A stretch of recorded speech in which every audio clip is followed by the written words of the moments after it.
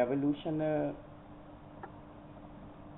Word जी meaning ही आहे एवोल्यूशो means two change, तब्दीली या चेंज जे लाइ पाण वर्ड यूज़ कंदा आहियूं। एवोल्यूशन एवोल्यूशो मां वरितल आहे, टू चेंज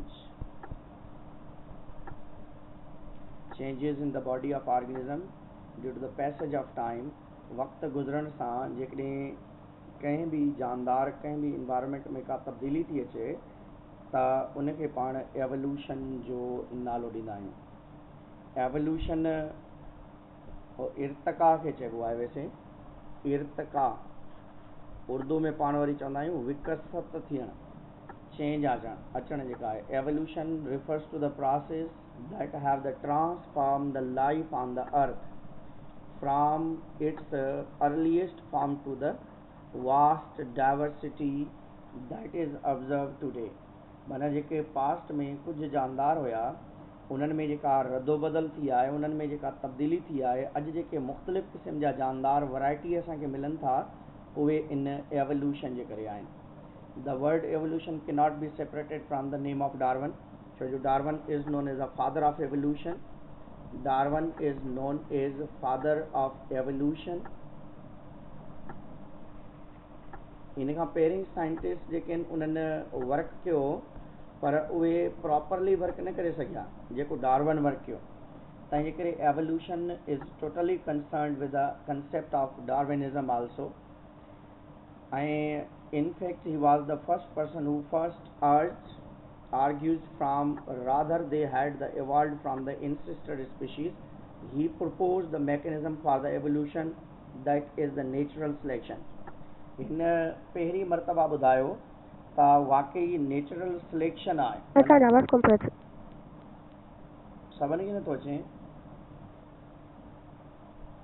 सर, आवाज़ रिपीट में कटिजे पियो। लॻे थो अॼु वरी क्लास तव्हांजी डिस्टर्ब रहंदी। हाणे ॾिसो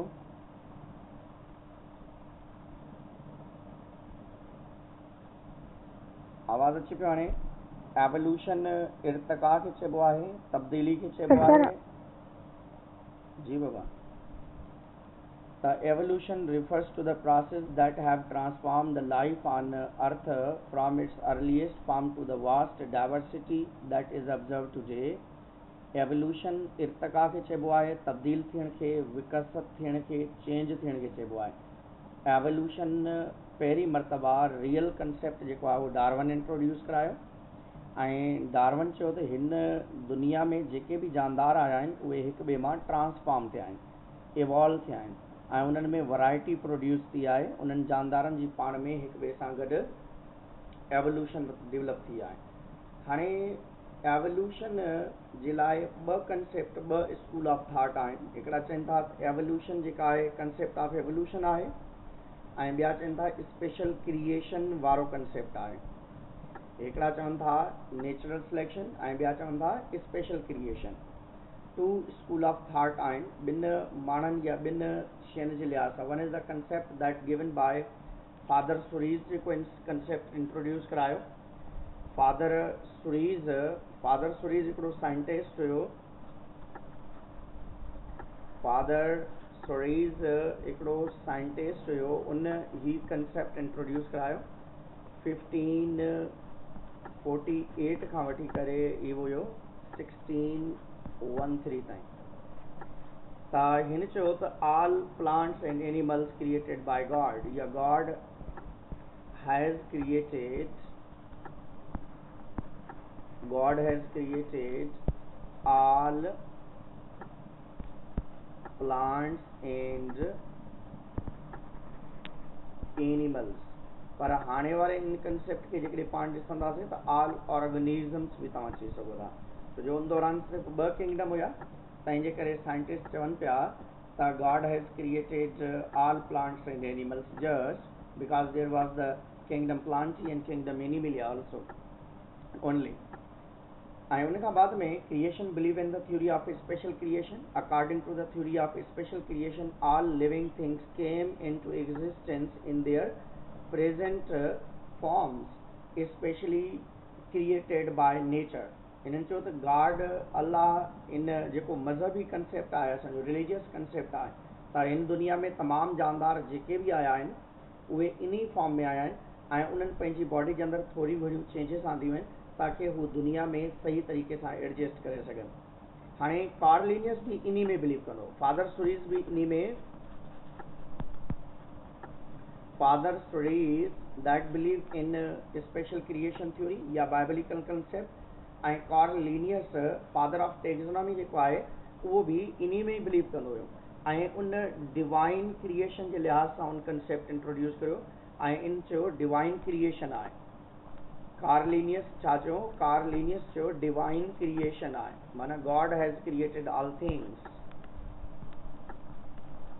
पर इन कुछ शयूं जेके उन जे अंदरि वही एड भी कयूं। हाणे उहा डिवाइन क्रिएशन ऐं फिक्सिटी ऑफ स्पीशीज़ जे लिहाज़ सां इन कंसेप्ट इंट्रोड्यूस करायो। फिक्सिटी ऑफ स्पीशीज़ जे लिहाज़ सां इन जो कंसेप्ट आहे ऐं इन नॉर्मली इहो चयो त हिन दुनिया में जेके भी जानदार आया आहिनि उहे अल्लाह से ही पैदा किया आहिनि, गॉड ऑलमाइटी हैज़ क्रिएटेड, पर जानदार इन दुनिया में पंहिंजी बॉडी जे अंदरि लिटल बिट चेंजिस आणनि था ऐं उहे चेंजिस ज़्यादातर पंहिंजे पाण खे एडजस्ट करण जे लाइ, पंहिंजो पाण खे कंहिं इन्वायरमेंट में सेटल करण जे लाइ नॉर्मली पंहिंजी बॉडी जे अंदरि डेवलप कंदा। त एवोल्यूशन जे लिहाज़ सां ॿियो आहे त नेचुरल सिलेक्शन वारो कंसेप्ट जंहिंजो पायोनियर हुयो Darwin. Evolution believe in the theory of natural selection, the idea that organism might evolved through time with one type of organism giving rise to another type of organism, and इहो concept का introduce करायो, that was given by Aristotle, अरस्तु introduce करायो start में, पर इन्हीं के वरी follow on क्यों कहें डार्विन भी इहो ही concept है। Aristotle recognized that organisms range from relatively simple to very complex structure, माना जानदार में जीअं पाण फाइलोजेनिक ट्री पढ़ंदा आहियूं त हिकिड़े जानदार मां ॿियो इवॉल्व थियो आहे, ॿिए मां टे, उनजी जेका एवोल्यूशनरी हिकिड़ी लिंकेज पाण पढ़ंदा आहियूं त उन लिंकेज खे पाण स्टडी कंदा आहियूं त that is a one type of natural selection. However the present day concept of evolution based on the history, हाणे अॼुकल्ह जेको आहे उन हिस्ट्री ते बेस्ड करे थो। ही कुझु साइंटिस्ट आहिनि जिन्हनि कुझु स्पेशल वर्क कया इन थ्योरी जे लिहाज़ सां या नेचुरल सिलेक्शन या इन जे लिहाज़ सां, especially evolution जे लिहाज़ सां उनजा achievements आहिनि। you can see here evolution from the prokaryotic to eukaryotic, बाबा ॿ कंसेप्ट आहिनि त यूकार्योटिक कीअं ठहिया। यूकार्योटिक ऑर्गेनिजम्स जे लाइ ॿ कंसेप्ट आहिनि। नॉर्मली असां चवंदा आहियूं त there is a hydrothermal vent, माना पाणी ऐं गर्मी जो हिकु अहिड़ो झटको आयो जंहिं मां ही दुनिया डेवलप करे वई ऐं according to the one of the speculation life may have began deep in the ocean, life जेका आहे ओशियन मां ओरिजिनेट थी आहे, पाणीअ मां ओरिजिनेट थी आहे ऐं उन जे लाइ स्पेशली नालो ॾिनो वियो त हाइड्रोथर्मल वेंट आहे। These vents could have the supplies the energy and raw material, ऐं उहे कंहिं शइ खे, छो जो पाण नॉर्मली चवंदा आहियूं त को बि इकोसिस्टम एतिरे ताईं न हली सघंदो आहे जंहिंमें एनर्जी ऐं मटीरियल जेको आहे उहो इहो नथो करे, रिसाइकिल नथो करे। ऐं सभ खां पहिरियां जेके बैक्टीरिया डेवलप थिया that was the arch bacteria, that non as a ancient bacteria, ऐं उन्हनि खे टॉलरेट करण जी एबिलिटी आहे 120 सेंटीग्रेड। चयो थो वञे त हीअ दुनिया सॼी गरम हुई, एतिरी गरम हुई जो को बि शइ इन दुनिया ते एडॉप्ट न पे करे सघी। हीअ दुनिया तमामु घणी गरम हुई ऐं इन दुनिया में को बि जानदार सही तरीक़े सां एडजस्ट न पे करे सघियो। हाणे उन एडजस्टमेंट करण जे लाइ चयो थो वञे त पहिरियां जेके थधा सियारा आहिनि उन्हनि मां बर्फ़ जा टुकड़ा असांजी ज़मीन जे मथां किरिया ऐं उन बर्फ़ जे टुकड़नि जे पिघलण वारी कंडीशन या उन्हनि मां मेल्ट थियण वारी कंडीशन स्टार्ट थी ऐं उन मां एवापोरेशन थी ऐं हवा में जॾहिं उहे एवापोरेट थिया त उन्हनि क्लाउड्स ठाहिया ऐं उन्हनि क्लाउड्स मां बारिश कई ऐं बारिश ज़मीन ते पई, ज़मीन मां पाणी जो हवा में वञणु, हवा मां वरी पाणी जो हेठि अचणु, इन सर्कुलर कंडीशन जे करे, इन मूवमेंट जे करे या इन प्रोसेस जे करे इन ज़मीन ते टेम्परेचर में तब्दीली आई। माना high temperature to low temperature थियण जो मेन मक़सदु इहो हुयो त हिते जेका आहे रेन बारिश वारी कंडीशन स्टार्ट थी वई ऐं बाद में कुझु जानदारनि पंहिंजो पाण खे एडजस्ट बि कयो, जीअं फोटोसिंथेसिस आहे in alternate source of nutrient आहे। माना पहिरें जानदार जेके इन हेटरोट्राफिक हुया, बाद में उहे ऑटोट्राफिक थिया। सब खां पहिरीं जेके ऑटोट्रॉफिक थिया उहे बैक्टीरिया थिया। ऐं you know very well bacterial photosynthesis not beneficial, छो जो उहे कार्बन डाइऑक्साइड सां गॾु H2S खे यूज़ कंदा ऐं ही ग्लूकोज सां गॾोगॾु सल्फर रिलीज़ कंदा। तंहिंजे करे पाण चवंदा त हीअ जानदार जेके फोटोसिंथेटिक में प्रोबेबली जेके आहिनि इन्हनि जो फोटोसिंथेसिस असांजे लाइ बेनिफिशियल न आहे, पर वरी बि हीअ दुनिया में आया ऐं इन्हनि खाधे खे इंट्रोड्यूस कयो, हीअ डिकम्पोज थिया, न्यूट्रिएंट्स जी अक्यूमुलेशन थी ऐं अॻिते हली करे प्लांट्स जी डेवलपमेंट जेका आहे उहा स्टार्ट थी। पर पहिरें ईंदासीं त प्रोकारियोटिक मां यूकारियोटिक जेके ठहिया आहिनि उनजे लाइ ॿ कंसेप्ट अथव। हाणे prokaryotic about 400 million years ago हिन दुनिया में इवॉल्व थिया आहिनि, या जी light bacteria 400 million years ago कहिड़ी वारी हीअ सर ये हिन खां पहिरियां प्रोकारियोट सर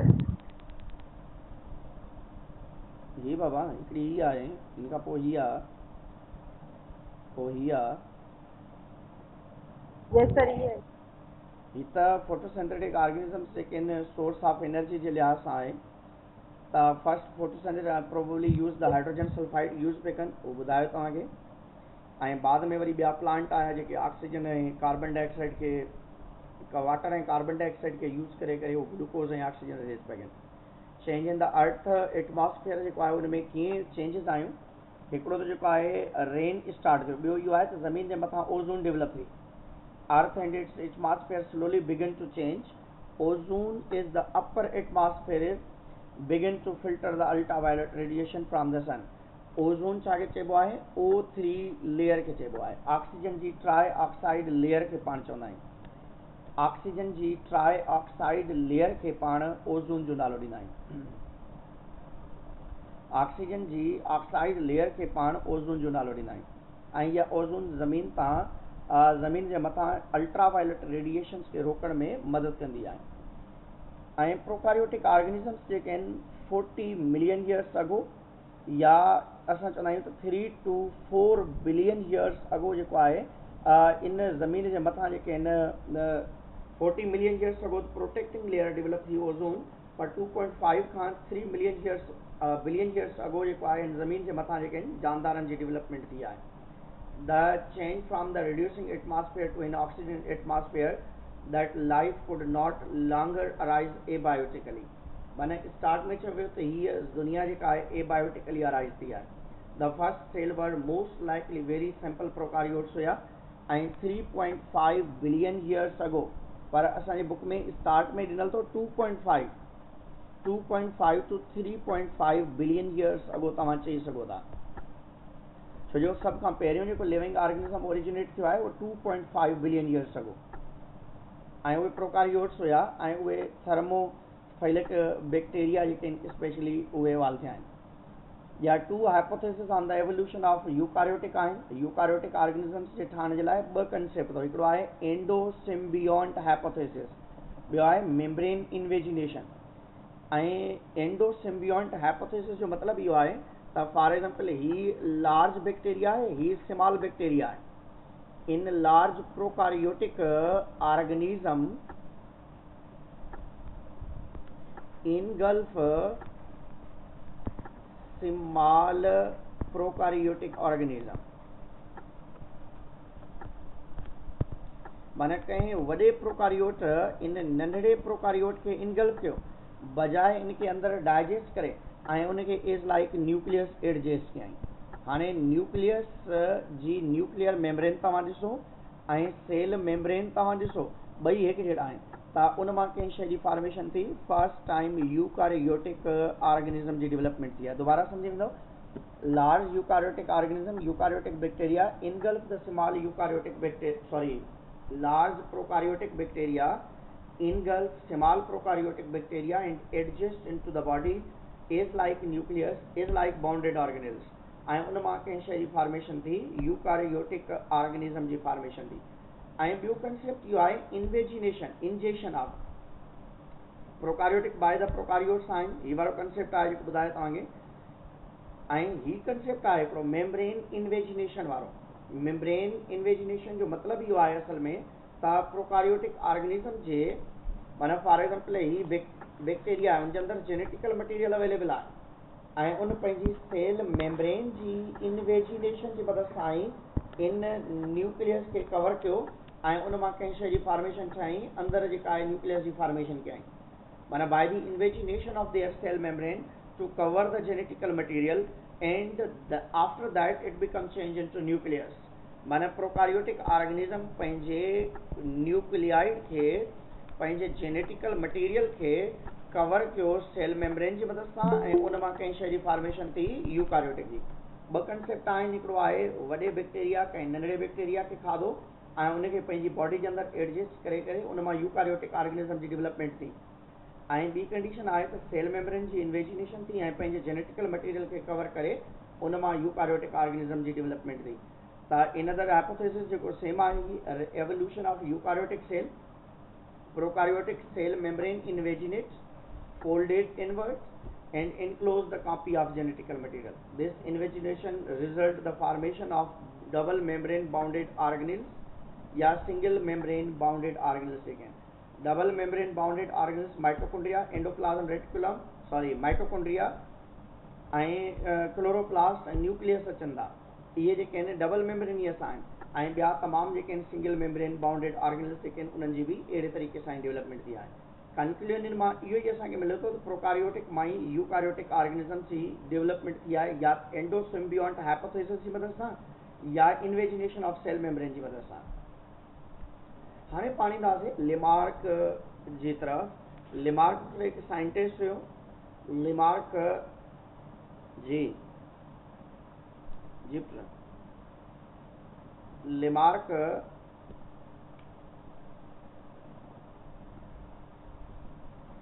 लेमार्क हिकु साइंटिस्ट हुयो ऐं लेमार्क जेन बैप्टिस्ट डी लेमार्क इनखे चइबो आहे ऐं ही तॾहिं जॾहिं डार्विन पैदा थियो उन ॾींहंनि में इन थ्योरी इंट्रोड्यूस कराई, 1809 में इन थ्योरी इंट्रोड्यूस कराई ऐं इन जी थ्योरी खे पाण इनहेरिटेंस ऑफ एक्वायर्ड कैरेक्टर चवंदा आहियूं। इन जी थ्योरी जो असल नालो अथव inheritance of acquired characters. Inheritance of acquired characters इनखे चइबो आहे या उन खां बाद में लेमार्क्स थ्योरी चइबो आहे या use and disuse of organs चइबो आहे। मुख़्तलिफ़ नाला जेके इन्हनि जे लाइ यूज़ कंदा आहियूं, पर मोर एप्रोप्रिएट जेको यूज़ कबो आहे उहो आहे inheritance of acquired character. Jean Baptiste de Lamarck 1744 खां 1829 ताईं रहियो ऐं 1809 में हिन थ्योरी इंट्रोड्यूस कराई, एवोल्यूशन जी theory. Lamarck was the in charge of invertebrate collection at the Natural Museum in Paris. He Natural History Museum Paris जो in charge रहियो। He present the mechanism to explain how specific adaptation evolved. ऐं हिन जेका theory introduce कराई, इन जेका theory, he was the French zoologist वैसे, he was the French zoologist हुयो ही।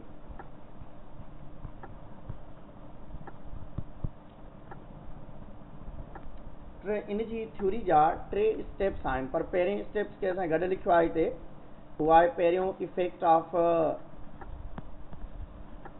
इन्वायरमेंट आहे, छो जो इन्वायरमेंट जे इफेक्ट जे करे ई चेंजिस अचनि थियूं, त इन करे use and disuse of organ खे गॾु रखियो आहे असां। Effect of environment and use and disuse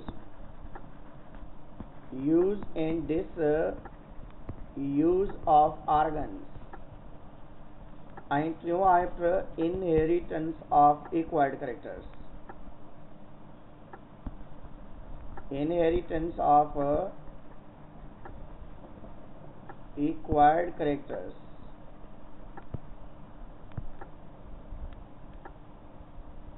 त अहिड़े तरीक़े सां use and disuse of organs आहिनि हिते ऐं इफेक्ट ऑफ इन्वायरमेंट आहे, इनहेरिटेंस ऑफ एक्वायर्ड कैरेक्टर वारी कंडीशन आहे। पहिरें पॉइंट ते ईंदासीं, फर्स्ट आइडिया जेको use and disuse of organ आहे या इफेक्ट ऑफ इन्वायरमेंट आहे।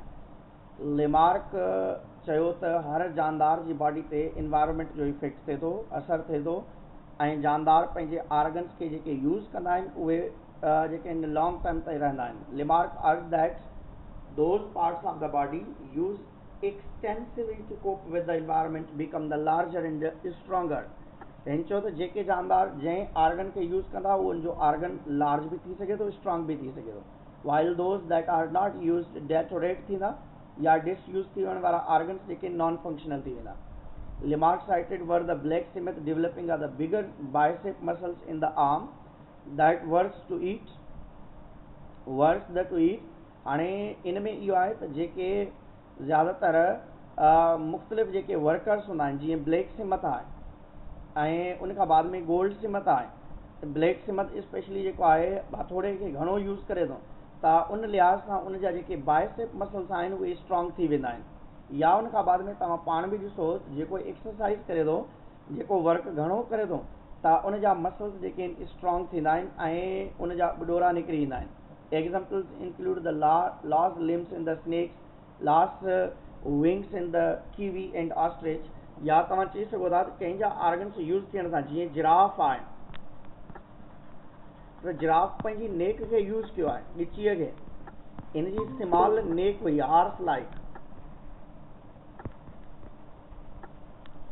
पर ज़मीन ते जॾहिं फोलिएज लीव्स जी तादाद घटि थी, फोलिएज लीव्स जेके आहिनि पत्ता जेके आहिनि उन्हनि जी तादाद घटि थी त इन्हनि ट्रीज़ खे हिन ग्रासिस जी तादाद घटि थी त इन फोलिएज लीव्स खाइण शुरू कया ऐं स्लोली एंड ग्रेजुअली जॾहिं पंहिंजी इन ॻिचीअ खे स्ट्रेच कयो ऐं अॻिते हली करे इन मां कंहिं शइ जी फॉर्मेशन थी लार्ज साइज़ पज़िंग जेके नेक वारा ऑर्गेनिज़म्स आहिनि. असां सभ खां वॾी ॻिची वारा जानदार जेके आहिनि असां जिराफ आहे. पर तव्हां वटि ॿिया बि खोड़ सारा एग्ज़ाम्पल्स आहिनि जीअं तव्हां वटि स्पेशली जेका आहे कीवी आहे, ऑस्ट्रिच आहे, इम्यू आहे,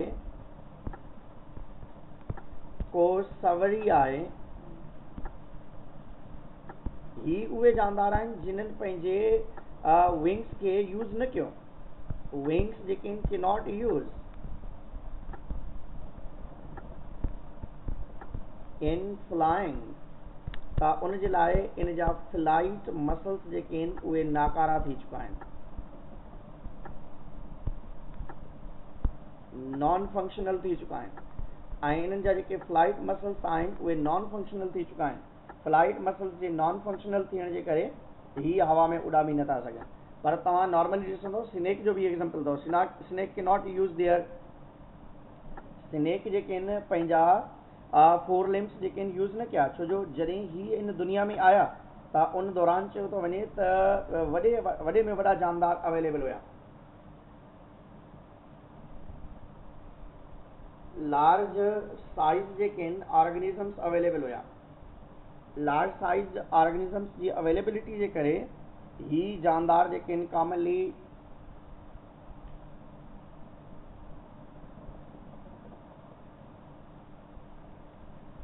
लार्ज साइज़ ऑर्गेनिज़म्स जेके आहिनि उहे अवेलेबल हुया.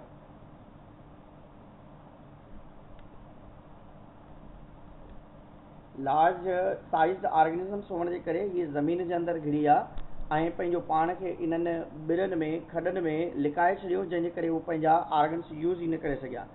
ऐं ऑर्गन्स जेके यूज़ न करे सघिया जंहिंजे करे इन्हनि खे प्रॉब्लम थियो या प्रॉब्लम मां दो चार थिया. हाणे इहो नॉर्मली इहो आहे त जेके जानदार पंहिंजे ऑर्गन्स खे यूज़ कंदा उहे मोर इफेक्टिव थींदा, मोर स्ट्रॉन्ग थींदा.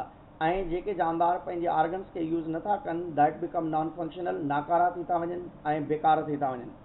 हाणे इन में जेको लास्ट कंसेप्ट हुयो त चाहे जानदार पंहिंजे ऑर्गन्स खे यूज़ करे या न यूज़ करे पर इनहेरिटेंस ऑफ एक्वायर्ड कैरेक्टर्स जेके आहिनि उन में थियनि था.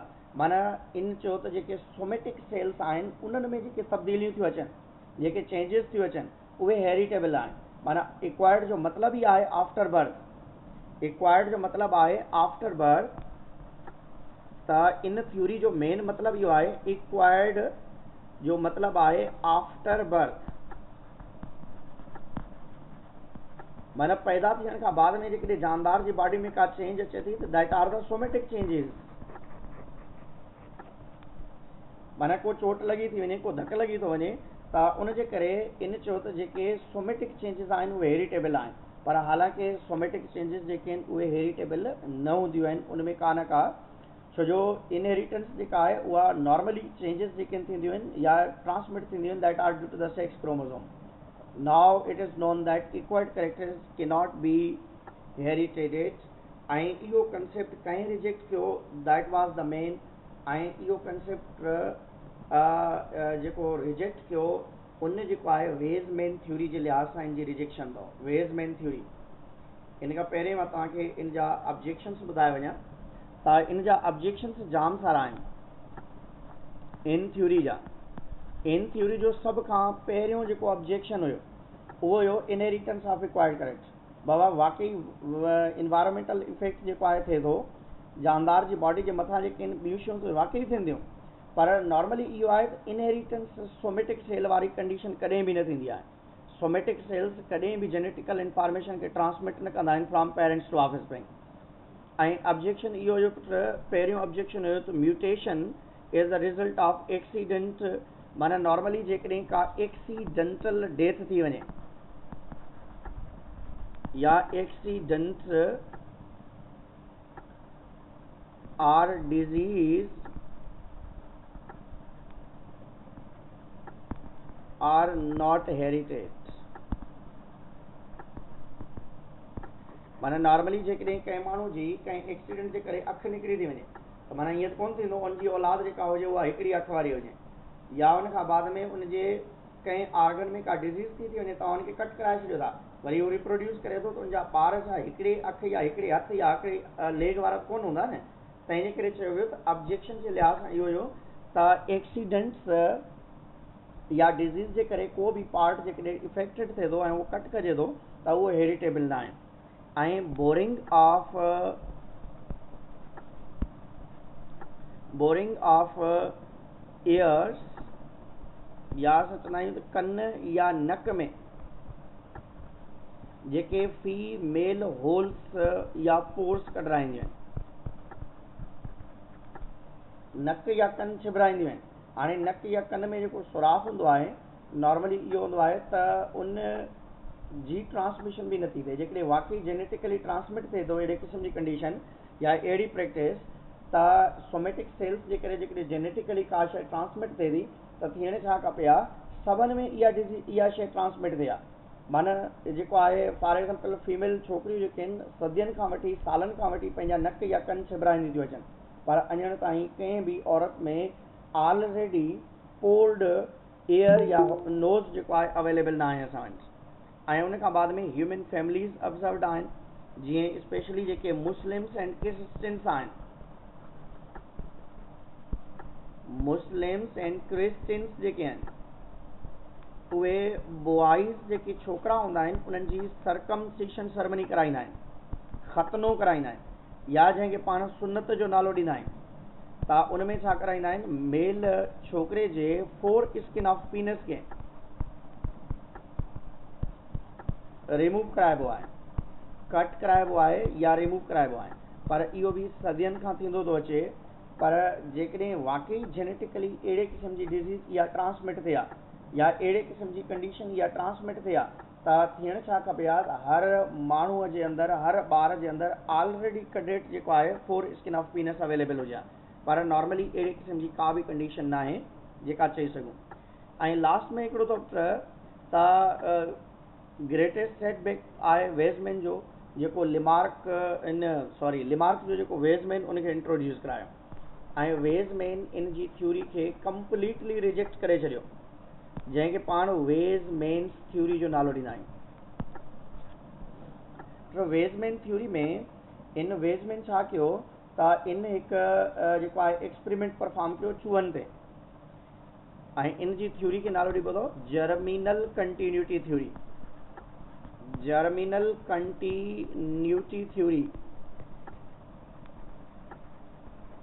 इन जो मतिलबु इहो आहे त इन दुनिया में जेके बि जानदार जेनेटिकली डिज़ीज़ खे जेनेटिकली शयुनि खे ट्रांसमिट कनि था उनमें सोमेटिक सेल्स इन्वॉल्व न आहिनि, सेक्स सेल इन्वॉल्व आहिनि. इन जो चूहा खयां ऐं उनजा पुछ वढिया ऐं उनखे वरी रिप्रोड्यूस कयईं ऐं तक़रीबन 20-22 जनरेशन ताईं कंटिन्यूअसली रिप्रोड्यूस कराईंदो रहियो, पर कंहिं बि जनरेशन में कटेड टेल वारा जेके जानदार उनखे नज़र न आया.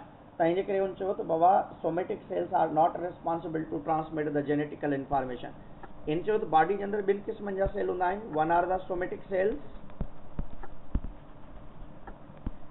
that are the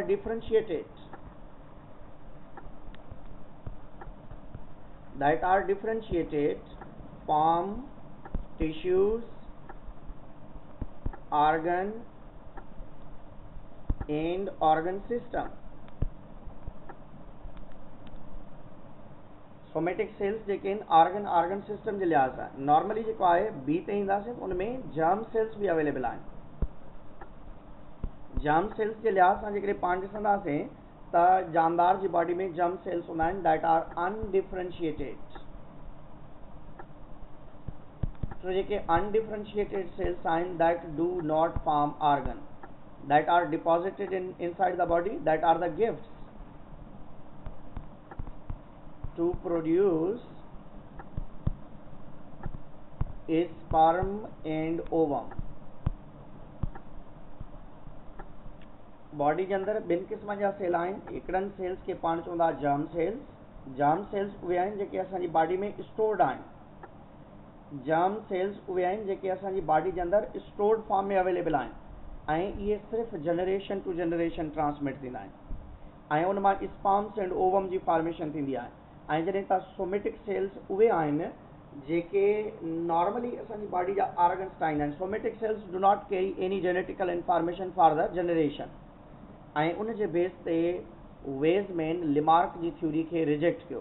लिमार्क ji theory खे वेज़मैन कीअं रिजेक्ट कयो? By his experiments. इन जेको एक्सपेरिमेंट परफॉर्म कयो त बाबा जेके जानदार आहिनि उन्हनि में कंहिं बि क़िस्म जी जेनेटिकल इंफॉर्मेशन सोमेटिक सेल जी मदद सां ट्रांसमिट न आहे थींदी। छो जो इन छा कयो? चूहनि खे रिप्रोड्यूस करायो।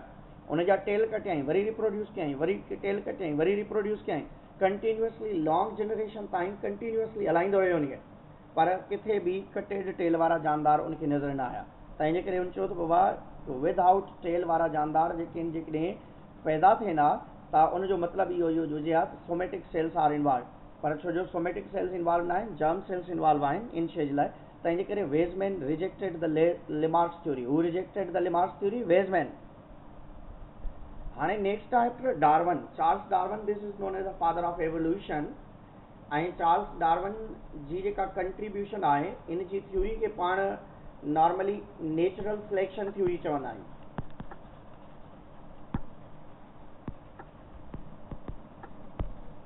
Natural selection theory. Charles Darwin born in Shrewsbury western England में 1809 में पैदा थियो ऐं 1809 में लिमार्क थ्योरी इंट्रोड्यूस कराई ऐं इन BA जी degree from the Christ college मां कैम्ब्रिज यूनिवर्सिटी मां जेको आहे 1831 में हासिल कयईं। पर उनखां पहिरें इन जी एडमिशन मेडिकल में भी थी, पर मेडिकल यूनिवर्सिटी में एडमिशन थियण जे बावजूद भी छॾे करे भई हुतां छॾे आयो। छो जो he was interested in natural selection, या नेचर में इंटरेस्ट हुयो, तंहिंजे करे मेडिकल में ही इंटरेस्टेड न हुयो। हालांकि इन जो ॾाढो जेको आहे उहो डॉक्टर हुयो ऐं उन चाहियो पियो त इन जो जेको पोटो आहे उहो भी डॉक्टर थिए, पर ही जेको आहे डॉक्टर न थियो ऐं नेचुरलिस्ट जे लिहाज सां इन जी नेवी में भर्ती थी 1831 में।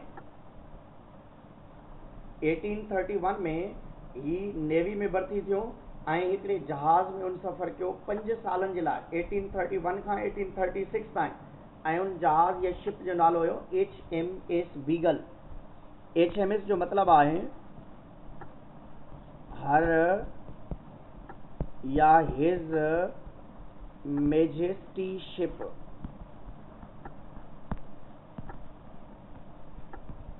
ऐं हिकिड़ो वॉयज हुयो, या असां चवंदासीं त हिकिड़ो लॉन्ग टाइम जेको आहे हलंदड़ जेको आहे हिकिड़ो सफ़री ॿेड़ो हुयो जंहिंमें तक़रीबन इन 5 साल ताईं सफ़र कयो ऐं मुख़्तलिफ़ ॿेट ॾिठाई ऐं उतां इन फोसिल्स कलेक्ट कया।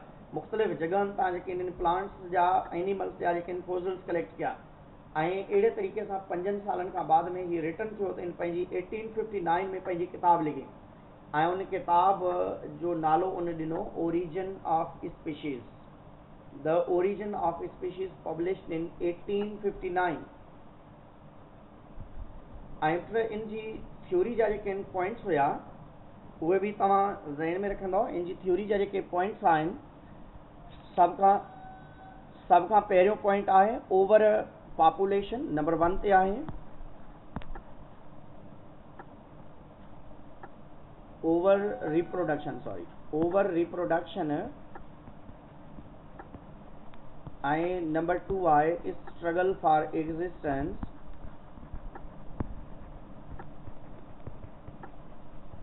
ऐं नंबर 3 ते आहे असां वटि वेरिएशन एंड हेरिडिटी।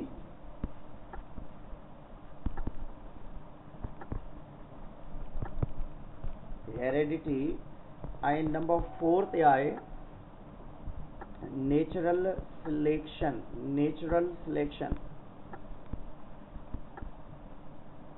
और we can say survival of the fittest. इन जी थ्योरी के सर्वाइवल ऑफ द फिटेस्ट भी चइबो अथव। ऐं नंबर 5 आहे origin of formation of new species या ओरिजिन ऑफ न्यू स्पीशीज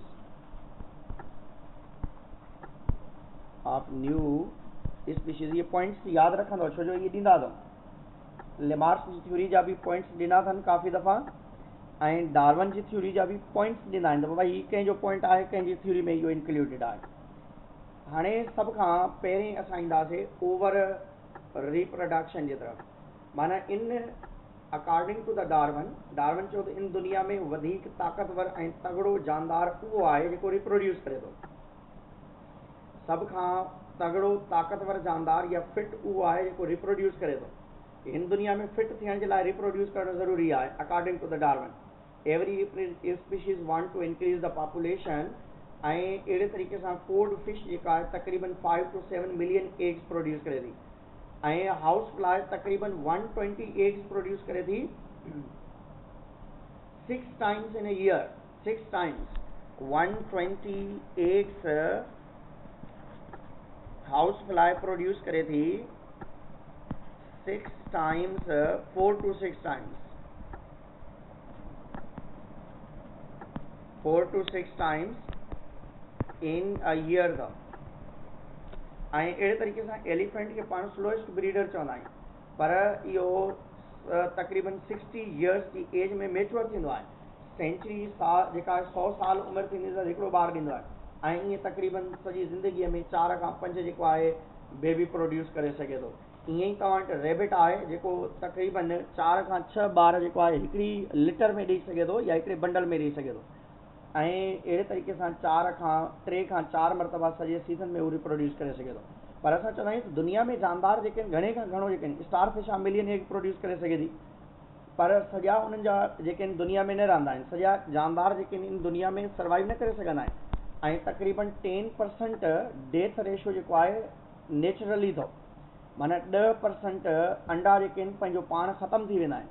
100 अंडा आहिनि त उन मां 10 अंडा पंहिंजो पाण न फुड़ंदा कंहिं सीज़न जे करे, कंहिं एनवायरमेंटल फैक्टर जे करे। बाक़ी जेके 90 आहिनि उन मां कुझु बचंदा ऐं कुझु मरंदा जेके आहिनि उहो अॻिते जेको आहे असां अचूं था। हाणे जानदार जेके पैदा थिया आहिनि दुनिया में आया उन्हनि खे स्ट्रगल करणी आहे। पहिरीं आहे intra specific struggle, means struggle between the individual of same species. जीअं नंढड़ा ॿार पाण में विड़ी रहिया हूंदा आहिनि, जीअं डॉग्स पाण में विड़ी रहिया हूंदा आहिनि, जीअं केट्स पाण में विड़ी रही हूंदियूं आहिनि, जीअं मुख़्तलिफ़ जानदार पाण में सेम टाइप जा जानदार तव्हां विढ़ंदे ॾिठा हूंदा। हाणे इंट्रा स्पेसिफिक स्ट्रगल 3 शयुनि जे करे हूंदी अथव। हिकिड़ो त फूड जे लाइ, ॿियो शेल्टर प्रोटेक्शन जे लाइ ऐं टियों सेक्स या रिप्रोडक्शन जे लाइ। माना जेके बि जानदार इंट्रा स्पेसिफिक में तव्हां विढ़ंदे ॾिठा हूंदा, तव्हां ॾिठो ॻोठ में माण्हू मारनि था हिक ॿिए खे, या त ॿनीअ ते विढ़नि था या हिक ॿिए खे धमकी दामान ते वारनि था त बाबा हू मूंखे न मारे वञे, मां पहिरें हुनखे पूरो करे थो अचां।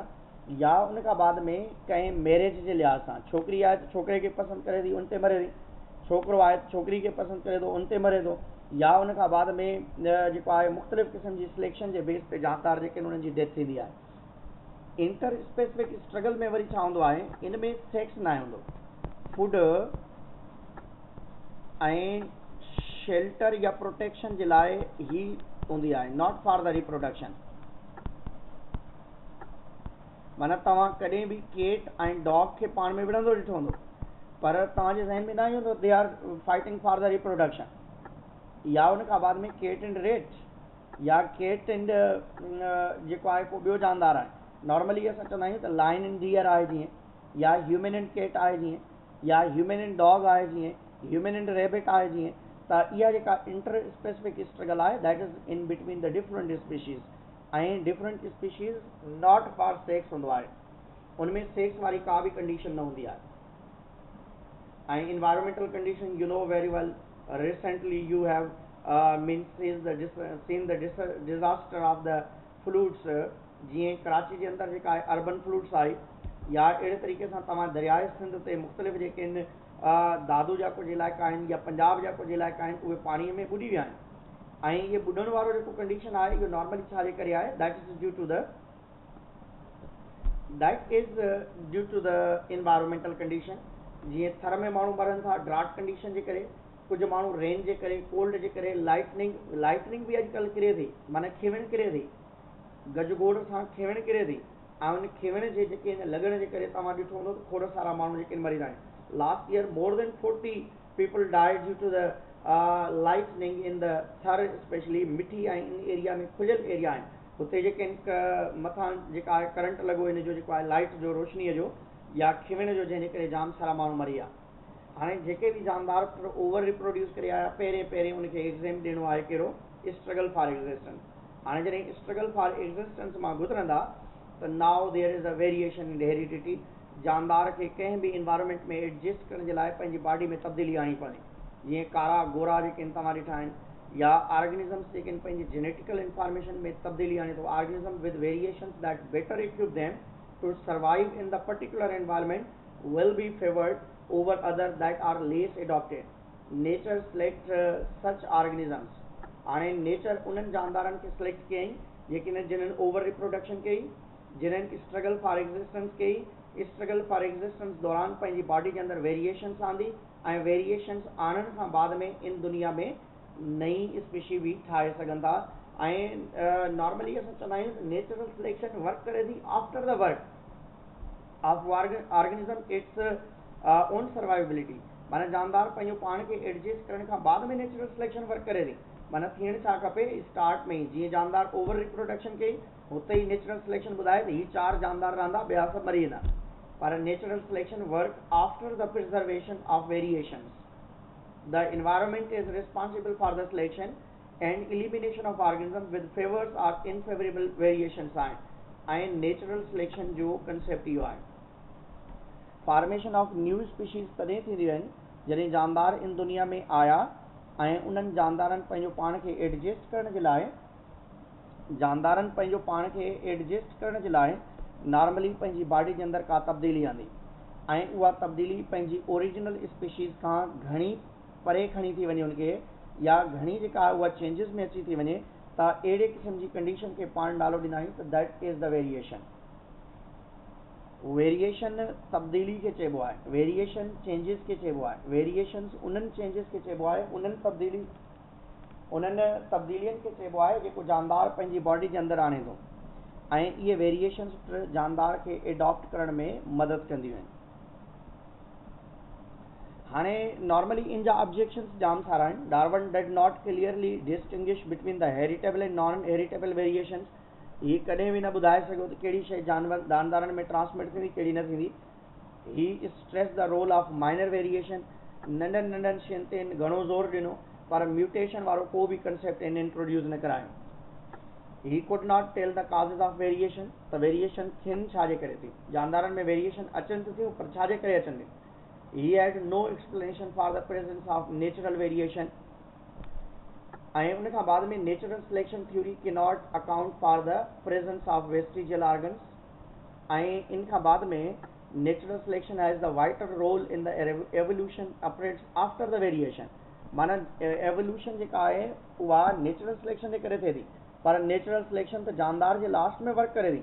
ईअं जीअं तव्हां महिनत कयो, महिनत करण खां बाद में तव्हां पास थी वञो ऐं ॻोठ में को माण्हू अची करे चवे त तव्हांखे फलाणे माण्हू जेको आहे तव्हांखे सोर्स लॻाए करे पास कयो आहे, त तव्हांखे केॾो ॾुख थींदो, केतिरी तकलीफ़ थींदी, केतिरी परेशानी थींदी। ईअं ई हिते आहे त बाबा एवोल्यूशन में जानदार त पाण महिनत करे थो अचे ऐं पंहिंजी बॉडी में का चेंजिस आणे थो, ऐं उन चेंजिस जे करे इन दुनिया में एडॉप्ट थिए थो। ऐं डार्विन चए थो त उनखे नेचर सिलेक्ट करे थी, पर वेरिएशंस खां बाद में, वेरिएशंस ताईं जेकॾहिं हू जानदार पाण कमु करे आयो आहे त उनखे हाणे वेरिएशंस जे करे छो माना इन्वायरमेंट, त त हाणे it does not explain the arrival of fittest, हिन कॾहिं बि कोन ॿुधायो त हाणे फिटनेस जानदार में फिटनेस कीअं जानदार में अचे। हाणे एविडेंसिस आहिनि त एविडेंसिस जाम सारा आहिनि। एविडेंसिस आहिनि त बाबा पास्ट लाइफ ऐं प्रेजेंट लाइफ में का एवोल्यूशनरी लिंकेज आहे ऐं evolution leaves the observable science. Darwin theory of evolution mainly based on this one, ऐं डार्विन पंहिंजो सॼो वर्क जेको कयो उहो इन ते कयो त पास्ट लाइफ खे हाइपोथेटिकल लाइफ खे प्रेजेंट लाइफ सां गॾु जेको आहे उनखे एड करे करे माण्हुनि खे थोरो ॿुधायो वञे या सम्झायो वञे। हाणे फोसिल्स रिकॉर्ड जे लिहाज़ सां पाण वटि आर्चटेरिक्स वारा जानदार बि आहिनि, पर succession of fossil forms evidence in the favour of evolution आहे। It provides the visual record in the complete series showing the evolution. हाणे एवोल्यूशन जे लिहाज़ सां हिन पहिरें ते अचूं था असां, तव्हां वटि हिकिड़ो बर्ड आहे जंहिंखे तव्हां आर्च टेरिक्स चवंदा आहियो, जेको 1861 बवेरिया में मिलियो, बवेरिया जर्मनी मां मिलियो। ऐं इन में ॿ आहिनि, इन में रेप्टाइल जहिड़ा करेक्टर्स बि आहिनि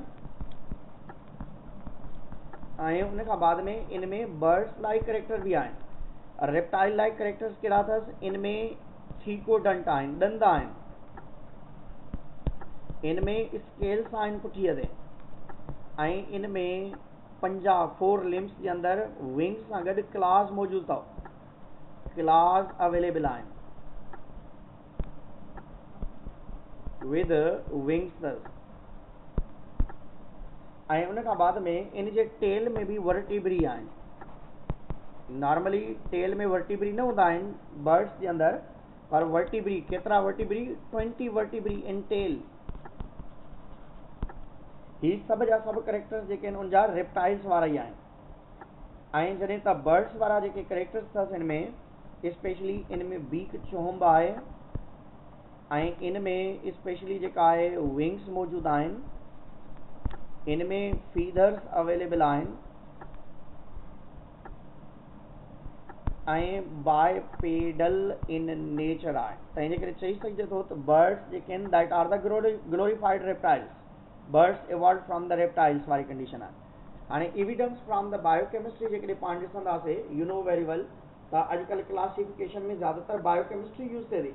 मॉलिक्यूलर बायोलॉजी, सेल बायोलॉजी, प्रोकारियोटिक ऐं यूकारियोटिक खां सवाइ तव्हां कंहिं शइ खे आइडेंटिफाई नथा करे सघो।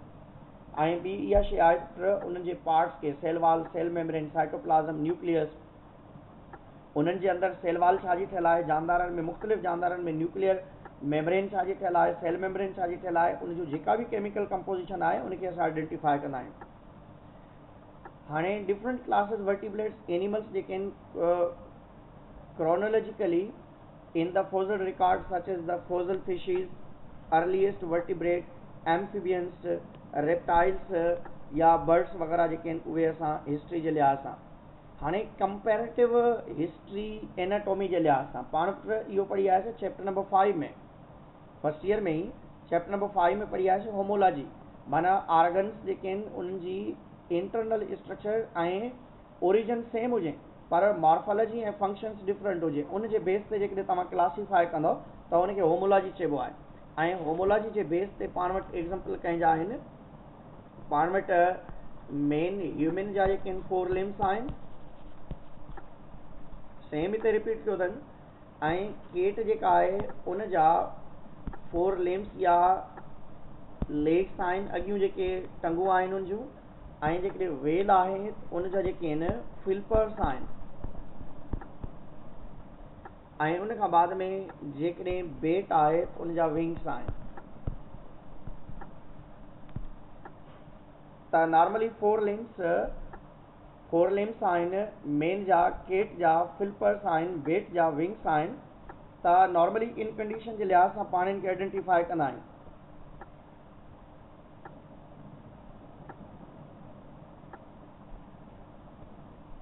त मेन केट, वेल, बेट 4 लिम्स जे लिहाज़ सां नॉर्मली पाण इनखे आइडेंटिफाई कंदा आहियूं। ऐं ॿी शइ आहे पर असां वटि त होमोलॉजी खां बाद में पाण वटि अथव फ्लावर जे पार्ट्स में बि तव्हां ॾिसी सघो था, फ्लावर पार्ट्स जेके आहिनि flowering plants are the homologous structures आहिनि, they are considered to have the evolve from the leaves to form the sepals, petals, stamens, carpels that evolved especially from their modified stem या shoots. ऐं vestigial organs जी भी तव्हांखे ख़बर आहे, जानदारनि जी body में vestigial organs मौजूदु आहिनि. स्केलेटन ऑफ वेल ॾिसो, स्नेक जो जेको आहे 4 लिम्स ॾिसो, पाण वटि वर्मी फॉर्म अपेंडिक्स ॾिसो, एयर मसल्स ऐं निक्टिएटिंग मेम्ब्रेन ॾिसो, ऐं अहिड़े तरीक़े सां ह्यूमन में एयर मसल्स आहिनि, निक्टिएटिंग मेम्ब्रेन आहे, ऐं उन खां बाद में टेल बोन या कोकेक्स आहे. इहे तमामु जेके ह्यूमन बॉडी जे अंदरि वेस्टिजियल अथव. Comparative embryology, closely related organisms go through the similar stages. Embryology जे लिहाज़ सां पाण जॾहिं ॾिसंदा आहियूं त पाण स्पेशली ॾिसंदा आहियूं त जेके इहे जानदार आहिनि, स्पेशली इन वारा, पाण वटि जेके बि वर्टिब्रेट्स आहिनि, तव्हांजे बुक में फिगर बि ॾिनल आहे त वर्टिब्रेट्स जेके आहिनि उन्हनि जी एम्ब्रियोलॉजी तव्हां ॾिसंदव. फिश आहे, एम्फीबियंस, रेप्टाइल, बर्ड्स, मैमल्स, उन्हनि जी शुरूआती लाइफ हिकु जहिड़ी हूंदी आहे, छो जो उन्हनि जा जेके ऑर्गन्स आहिनि या पार्ट्स आहिनि हिकु जहिड़ा ई हूंदा आहिनि. उन्हनि में नोटोकार्ड हूंदो आहे, ऐं उन खां बाद में नर्व कार्ड हूंदो आहे.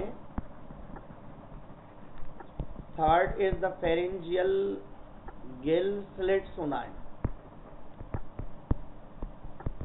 फेरेंजियल गिल स्लिट्स हूंदा आहिनि, notochord, nerve cord, pharyngeal gill slits जे, ऐं इहा शइ सभिनि में अवेलेबल आहे.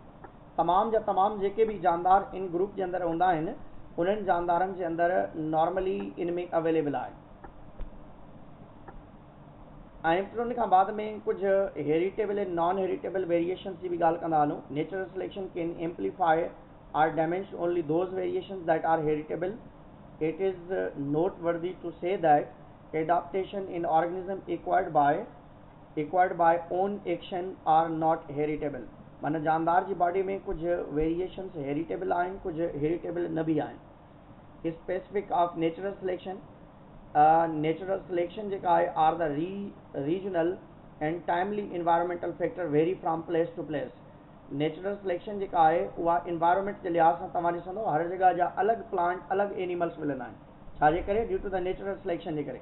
तव्हांखे फॉरेस्ट में अलॻि प्लांट मिलंदा, ऐं तव्हांजे घर जे इर्द गिर्द अलॻि प्लांट मिलंदा, या उन खां बाद में तव्हांखे एनिमल्स जेके आहिनि डिफरेंट एरिया में मुख़्तलिफ़ मिलंदा, ऐं उन इन्वायरमेंट में जेके जानदार पंहिंजो पाण खे एडजस्ट करे सघंदा आहिनि उहे ई एडॉप्ट थींदा आहिनि हिते. हाणे हिते असां वटि हिकु ॿियो बि एग्ज़ाम्पल आहे मॉलिक्यूलर बायोलॉजी जो.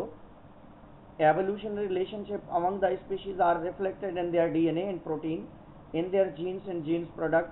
If two species have the genes and protein with the sequence of monomers match closely related. जीअं तव्हां बार बार अलजी खे घसीटींदड़ आया आहियो, या बार बार तव्हां जेके आहिनि स्पेशली किंगडम फंजाए वारनि जानदारनि खे कॾहिं प्लांटी में कॾहिं एनिमलिया में किथे रखंदा रहिया, इहो छाजे बेस ते? On the basis of molecular आहे.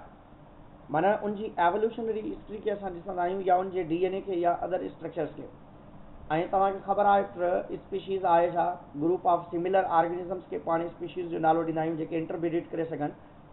पॉपुलेशन छाखे चइबो आहे? मुख़्तलिफ़ जानदार जेके हिकिड़े क़िस्म जा जानदार जेके हिकिड़े ई जॻह ते मिलनि उनखे पॉपुलेशन चइबो आहे. जीन पोल ऐं जीन फ्रीक्वेंसी बि ॾिसी वेंदो. जीन पोल जी डेफिनेशन यादि रखंदो, the total aggregate of genes population in one time is called the population. Gene pool वरी अलॻि अथव हिन खां, पॉपुलेशन खां. हीअ हेठि जी अथव, हिन जे लाइ अथव. It consist of all alleles at all genes loci in different gene pool. पाण चवंदा आहियूं sum total of all genes present in population, आबादी में जेके मौजूदु आहिनि. ऐं जीनोटाइप चइबो आहे जेनेटिकल मेकअप खे. होमोजाइगस या हेट्रोजाइगस खे. Homozygous dominant, heterozygous dominant, homozygous recessive खे जेकॾहिं तव्हां ॾिसंदव त उनजे लाइ. फॉर डिप्लॉइड स्पीशीज़ ही उनजे लाइ आहे जेको तव्हांखे पहिरें हुते ॿुधायो हुयसि त बाबा फॉर एग्ज़ाम्पल असां वटि 100 प्लांट्स आहिनि. हिते हिकिड़ो एग्ज़ाम्पल ॾिनल आहे त हीअ 100 प्लांट्स आहिनि. इन मां तक़रीबन जेके आहिनि 70% प्लांट्स जेके आहिनि उहे पिंक या पर्पल फ्लावर ॾींदा, ऐं 30 प्लांट जेके आहिनि वाइट फ्लावर ॾींदा. त हालांकि डोमिनेंट प्लांट ही आहिनि नॉर्मली, ऐं रेसेसिव प्लांट ही आहिनि. पर इन्वायरमेंटल फ्लक्चुएशन खे तव्हां ॾिसी सघो था माना फॉर एग्जांपल कहीं इन्वायरमेंटल कंडीशन जे करे ख़ुदा न ख़ास्ता ही प्लांट ख़त्म थी था वञनि, पर असांजे बुक में ॾिनल आहे अचे थी गऊं 100 प्लांट आहिनि असां वटि, ऐं गऊं थी अचे त सभु जा सभु 70 जा 70 प्लांट जेके पर्पल या पिंक कलर फ्लावर ॾियण वारा आहिनि उन्हनि खे तबाह करे छॾे थी। बाक़ी जेके वाइट कलर्ड फ्लावर वारा प्लांट आहिनि उहे बची था वञनि। हाणे जेके वाइट कलर्ड प्लांट जेके आहिनि उहे बची था वञनि त ज़ाहिर ॻाल्हि आहे उनजी पॉपुलेशन जी फ्रीक्वेंसी इंक्रीज़ थींदी, छो जो आबादी में पहिरें प्लांट टोटल, हाणे फॉर एग्जांपल तव्हांजे क्लास में फॉर एग्जांपल 100 ॿार आहिनि, हाणे 100 मां 70 ॿारनि जी एडमिशन कैंसिल करे छॾिजे, हाणे तव्हांजो क्लास ई जेको आहे 30 स्टूडेंट्स ते अची वेंदो, त माना तव्हांजी फ्रीक्वेंसी छा थी वेंदी, वधी वेंदी। तव्हांजी जेका अवेलेबिलिटी आहे उहा उन रूम जे अंदरि जेका आहे उहा सिर्फ़ु जेका आहे उहे रहिजी वेंदा, जेके पास थिया आहिनि उहे रहिजी वेंदा हुते। हाणे हिते बि इहो ई एग्ज़ाम्पल ॾिनल आहे हिननि जो, पाण जेको पहिरियों जेको आहे उन चैप्टर में ॾेई आयासीं, हीउ वारो ॾिनल आहे एग्ज़ाम्पल 500 टोटल प्लांट्स आहिनि ऐं इन 500 में 1000 अलील्स आहिनि, छो जो हिकिड़े जीन जे लाइ 2 अलील्स खपनि। हाणे पाण छा कयोसीं, टोटल 500 मां 480 प्लांट्स जेके आहिनि उहे डोमिनेंट ऐं 20 प्लांट जेके आहिनि उहे रेसेसिव आहिनि, वाइट वारा।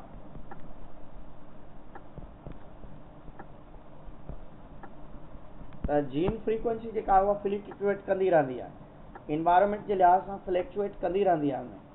हाणे लास्ट में आहे असां वटि हार्डी वेनबर्ग लॉ आहे। हार्डी वेनबर्ग लॉ आहे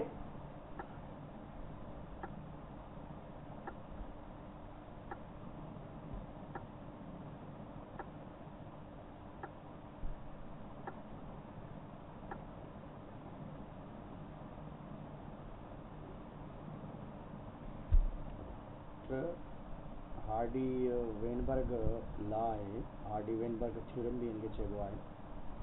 हार्डी वेनबर्ग लॉ या हार्डी वेनबर्ग थ्योरम जे लिहाज़ सां जेके पाण ॾिसूं त हार्डी वेनबर्ग साइंटिस्ट हुआ, उन्हनि इन कंसेप्ट खे इंट्रोड्यूस करायो। Frequency of dominant in the recessive उहा जेका आहे सेम रहंदी आहे, उनमें का चेंज न ईंदी आहे। उनखे जेकॾहिं पाण में एड कंदव, उनखे गॾु कंदव त उनमें का चेंजिस न ईंदी। त माना उन हिकिड़ो इहो बि ॾिनो जेको आहे हिकु कंसेप्ट बि इंट्रोड्यूस करायो हुननि।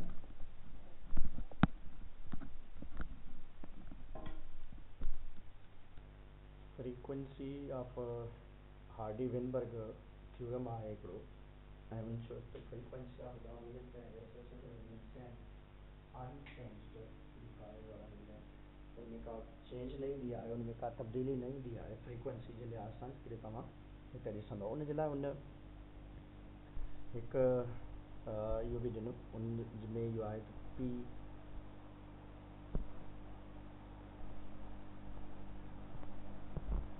स्क्वायर आहे प्लस 2pq आहे plus q square is equal to 1। माना इन पी खे शो कयो आहे डोमिनेंट, इनमें पी खे शो कयो अथसि डोमिनेंट। एग्जाम्पल बि ॾियां थो कीअं, हिते जीअं for example P is dominant and Q is recessive. For example in चयो त जेकॾहिं डोमिनेंट 90% आहे त तव्हां छा चवंदव 0.9 आहे पी, ऐं 10% रेसिसिव आहे, means that is equal to 1, that is the q. हाणे तव्हां जेकॾहिं इनखे कंदव 0.9 स्क्वायर प्लस 2 0. जो हिते इक्वेशन आहे त उनखे ॾिसंदा हलंदो, 2p p वरी p आहे त माना 0.9 0.1 plus 0.1 square is equal to 1। हाणे हिन में ॾिसंदव हीअ आहे 0.81 थींदो प्लस 2 9 18 0.18 थींदो ही प्लस 0.01 वारी कंडीशन। हाणे इनखे जेकॾहिं प्लस कंदो 0.81 खे प्लस कंदो 0.18 सां त इहो 0.99 थींदो, ऐं हीअ इनखे एड कंदो छा थींदो 1.0 इज़ इक्वल टू 1। ईअं ई तव्हां ॿी खणी सघो था dominant is equal to 80% आहे for example, means that is equal to 0.8. Q आहे 20%, means that is equal to 0.2. तव्हां छा कंदो, इन इक्वेशन में लिखंदो 0.8 स्क्वायर प्लस 2 ॾींदो तव्हां, प्लस 2 आहे त माना 0.8 0.2 plus 0.2 square is equal to 1. हाणे छा कंदो 0.64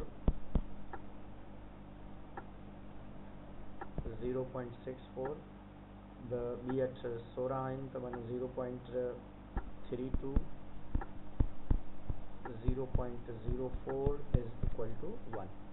हाणे इनखे प्लस कंदो त घणा थींदा 2 6 वञी थींदा 96 0.96 0.04 is equal to 1, means 1 is always equal to 1. ईअं ई आहे.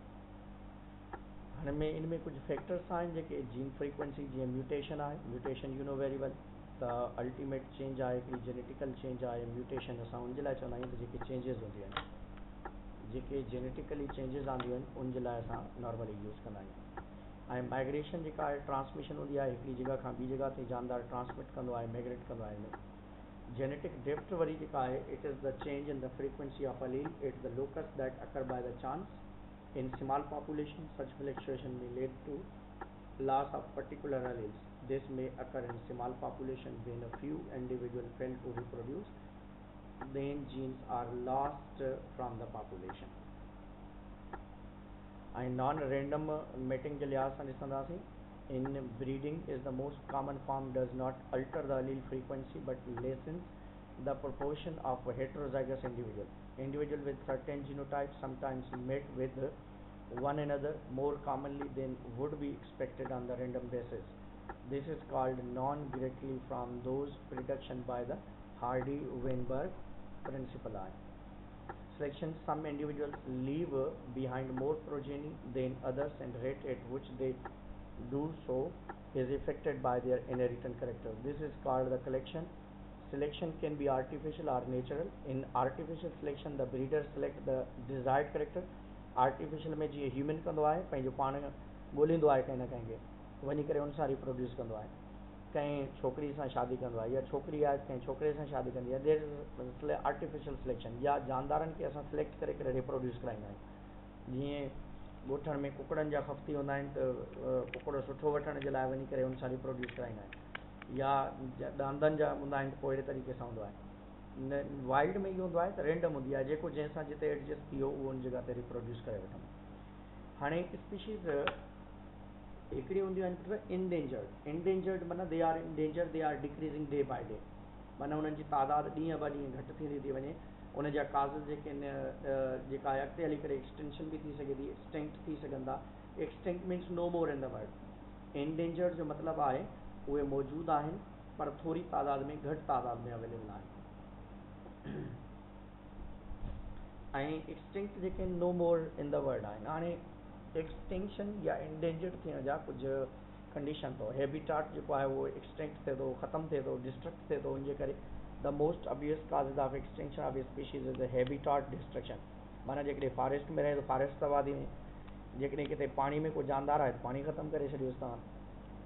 Tropical rain forest the most threatened area on the earth have been 44% of their original extinct. तकरीबन 44% एक्सटिंक्ट थी विया. इन इक्वेडर्स जेके आहिनि, forest cover has been reduced by 95%.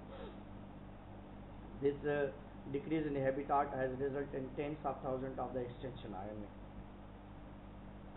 ऐं अहिड़े तरीक़े सां असां वटि क्लाइमेटिक चेंज, पॉल्यूशन आहे, इन्वेशन फ्रॉम द स्पीशीज़ आहे, इहे बि ज़्यादातर जेके आहिनि. हाणे पॉपुलेशन खे प्रिज़र्व करण जे लाइ, पॉपुलेशन या आबादी या इंडेंजर्ड या एक्सटिंक्ट थियण वारा जानदार जेके आहिनि, जेकॾहिं हिकिड़े एरिया में एक्सटिंक्ट आहिनि त ॿिए में जेके में बि अवेलेबल हुजनि, त preservation of endangered species saving the species required more than the preserving individual. It required the large diversity of genes. within the species.